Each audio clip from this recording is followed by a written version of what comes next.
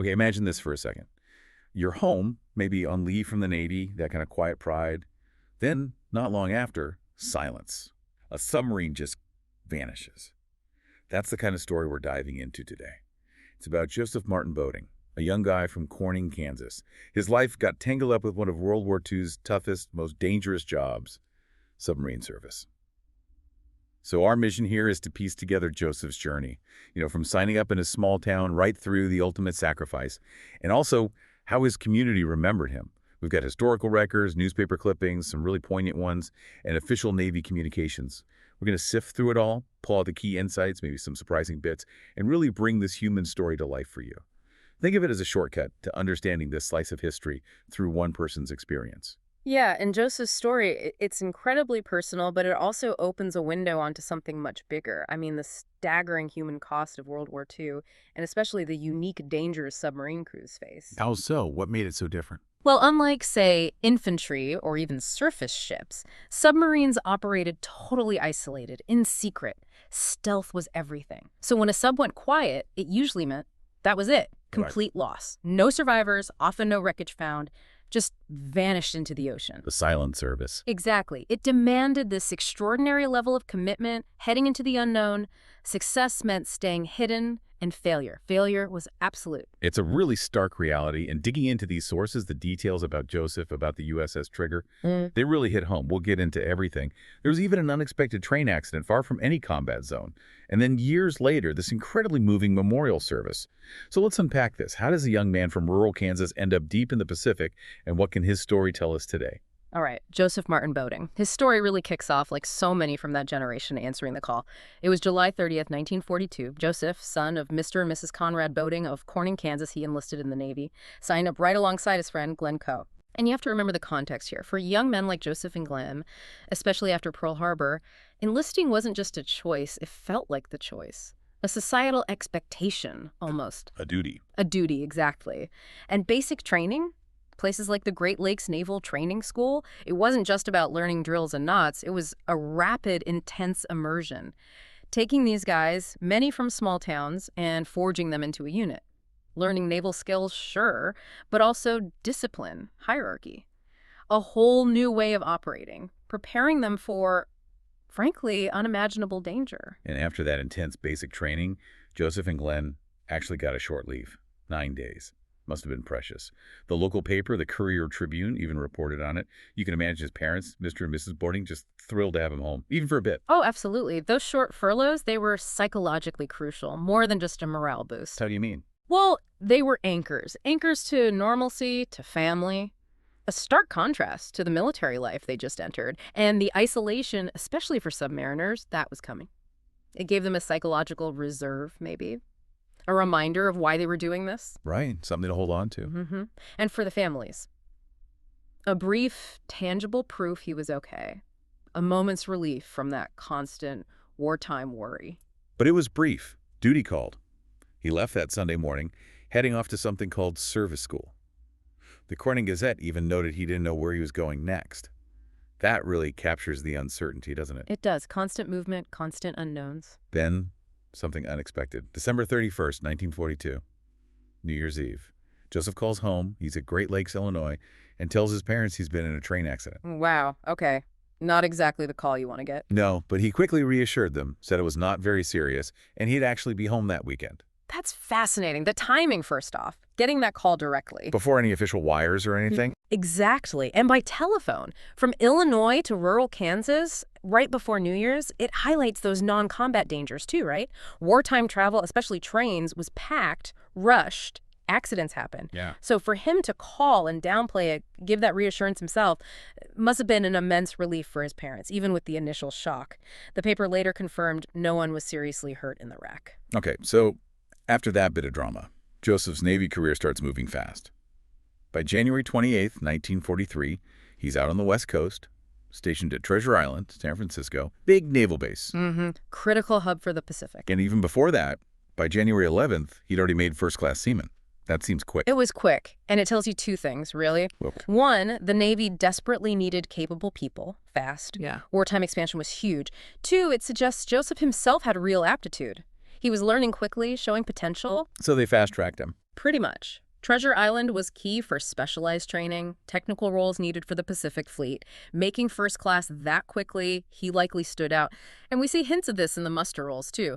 He was assigned to the USS Sperry, that's a submarine tender, back in July 42. Ah, okay. And then the USS Silverside's a famous submarine by September 43. So he was getting serious sea time and, importantly, submarine-related experience pretty early on. Right. And that experience, it leads him to his next and, well, his final assignment. March 1944, Joseph Martin Boeding becomes a torpedo man on the USS Trigger, SS-237. Ah, the Trigger. Now, that was a significant assignment. Tell us about the Trigger. What kind of sub was it? Okay, so the Trigger was a Gato-class submarine, about 1,500 tons. Authorized back in 1940, commissioned early 42. These were the workhorses, the fleet boats. But the Trigger wasn't just any boat. It was already highly distinguished. It had performed outstandingly, is the word used. It had earned a presidential unit citation. That's a big deal, right? Huge deal. It's one of the highest honors a unit can get, like a collective medal for extraordinary heroism. So for Joseph, getting assigned as a torpedo man there, he was joining an elite crew on a proven, decorated, and very effective submarine. And the man in charge. Mm. Also impressive. Commander David R. Connell. Very much so. Connell was born in Illinois in 1912, Naval Academy class of 36, got into submarines by 39, so a seasoned hand. And he'd seen action already. So yeah, he was on the submarine Pompano during the Battle of Midway in June 42. Pivotal battle. Wow. And he was awarded the Silver Star for his actions there. So you have this decorated commander, this decorated boat. It paints a picture of a really capable, maybe even fearsome unit. Absolutely. Submarine crews were inherently elite, highly trained, courageous, immense trust required. And in the Pacific, they were crucial. Disruptive shipping, scouting, attacking warships, always high-risk, long patrols. So you put Connolly, a crew including skilled men like Joseph, onto the Trigger. That's a potent combination for the Navy. And by this point, Joseph had been overseas for, what, more than a year? Yeah, over a year. And during that intense, dangerous environment of Pacific submarine warfare, it really underscores the commitment these guys made. But tragically, as with so many submarines in the war, the Trigger story takes that awful final turn. July 5th, 1945, the official Navy report comes out, USS Trigger is overdue from patrol, and then those chilling words, must be presumed lost with all its officers and crew. A sub like the Trigger usually carried 85 men. That's right, around 80 to 85 souls. And that phrase, presumed lost, it carried such a heavy weight, especially for submarine families. Why specifically for them? Because unlike a battle on land or even a plane crash, there was usually nothing. No wreck site to investigate, no remains to recover, just silence. It meant this agonizing wait, this flicker of hope maybe, followed by the devastating finality that you'd likely never know exactly what happened, just that they were gone. That lack of closure was profound. And terrifyingly common. Terribly common. The Trigger became the 45th American submarine lost during the war. It just highlights the incredible danger inherent in that service. And the news reached Joseph's family back in Corning.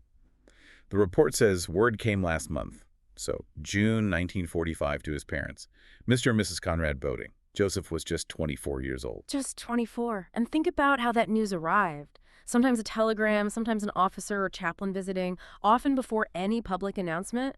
Families lived under this constant cloud of dread. And the Boedings, they had other sons serving too, didn't they? They did. That adds another layer of anguish. They had Cripple Sylvester Boeding, who was in Europe, in Germany at the time, and PFC Aloysius Boeding, stationed stateside at Camp Shelby, Mississippi. Wow.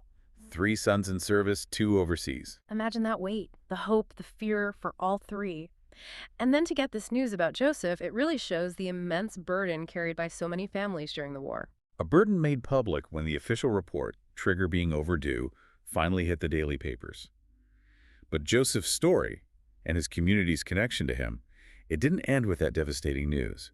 Almost a year after the Trigger was lost, on Thursday, June 27, 1946, they held a memorial for him, back in Corning at St. Patrick's Church.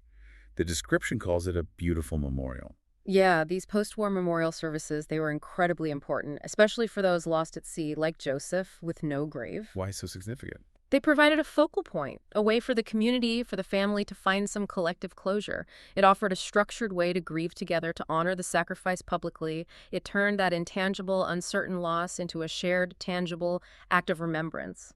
It cemented the person's place as a local hero, helping everyone process that lingering grief. And the details of this service, They really show that community effort. Joseph's own uncle, Captain A. Boeding, who was on terminal leave, he celebrated the Requiem Mass. Several of her local priests assisted. There was a choir. The whole community pitching in. Right. And after the church service, the American Legion and the auxiliary put on this program outside, described as impressive and solemn. There were prayers. A eulogy read by Lieutenant Robert Randall, the commander, spoke about Joseph's sacrifice. Standard elements, but deeply meaningful in that context. And there was this symbolic shrine, a white cross, a sailor's cap, and a flame representing the vessel of life extending its flame of the eternal existence of the spirit of man. Really powerful imagery. Very powerful. It shows the depth of thought going into it. Then a firing squad salute. Taps, played by Gilbert Jeffrey. And finally, the chaplain presented the folded flag to Joseph's mother, Mrs. Mary Boeding. Ah, that moment. Always incredibly poignant. Yeah. And the report lists so many family members present siblings, aunts, uncles. It underscores how deeply this loss resonated through Corning. Absolutely. That detailed description, the sheer level of participation, clergy, legion, auxiliary, family, friends, it just paints this picture of a community united in grief and remembrance. It wasn't just going through the motions. The fact that some called it the most beautiful service they had ever attended, that tells you how powerful and necessary that collective act was. It provided a kind of communal healing. It really does. You take these fragments, newspaper clippings, official records, and they build this incredibly vibrant, moving picture. Joseph Martin Boeding, from Kansas, served his country, made that ultimate sacrifice, and his town made sure he wasn't forgotten. So as we wrap up this deep dive, we've really followed Joseph Martin Boeding's arc. From that enlistment in Kansas through his service, the intense reality of the USS Trigger, the tragic loss, and ending with that powerful community remembrance. It truly puts a human face on the vast statistics of war. Makes you remember every number was a person. Exactly. And that's why these individual stories are so vital. They pull us back from the grand scale of history, the troop movements, the big battles, and connect us to the real human beings who lived it, the families who grieved, the communities that supported each other, the resilience they showed. Joseph's story is a direct line to that experience, particularly the unique sacrifice of the silent servants. It really is, and it leaves us with something to think about, doesn't it? How do we today, generations removed, continue to truly honor sacrifices like Joseph Martin Boeding's, especially for those whose only marker is the deep ocean? What's our responsibility, to keep these stories alive? Stories pieced together from fading paper to make sure they still resonate, reminding us not just of the cost, but of the spirit that answered that